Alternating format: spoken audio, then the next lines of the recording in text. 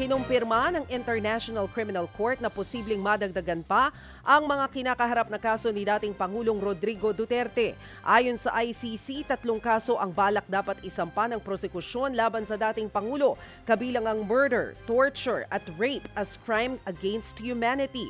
Pero nagdesisyon ng 3 ICC judges na isyuhan lamang na warrant of arrest para sa kasong murder si Duterte. Paglilinaw ng ICC, pwede pa rin daw ituloy ng prosekusyon ang pagsampa ng karagdagang kaso. Pero kailangan ulit nilang mag-request at maghain ng karagdagang mga ebidensya. Sa ngayon, 43 kaso ng murder bilang crimes against humanity ang nakasampa laban kay Duterte. Pinagpapaliwanag na rin ng COMELEC ang isa pang congressman sa Davao de Oro dahil sa kanyang malaswang biro habang ito'y nangangampanya.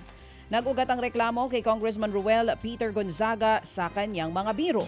Kabilang ang pagsasabi daw sa isang babae na spread your legs habang nangangampanya sa pagkagobernador sa Davao de Oro. Binigyan ng 3 araw ng COMELEC si Gonzaga para makapagpaliwanag. Maaari raw kasing ituring na gender-based harassment ang mga nasabi nito. Ito na ang ika-5 show cause order na inilabas ng COMELEC sa loob lamang ng 1 buwan dahil sa mga sexist o bastos na pahayag ng mga kandidato.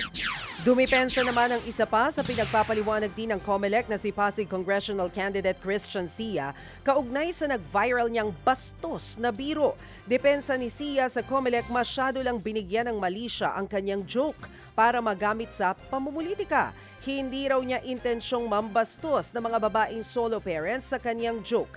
Giit pa niya, bahagi ng freedom of speech ang kanyang mga sinabi.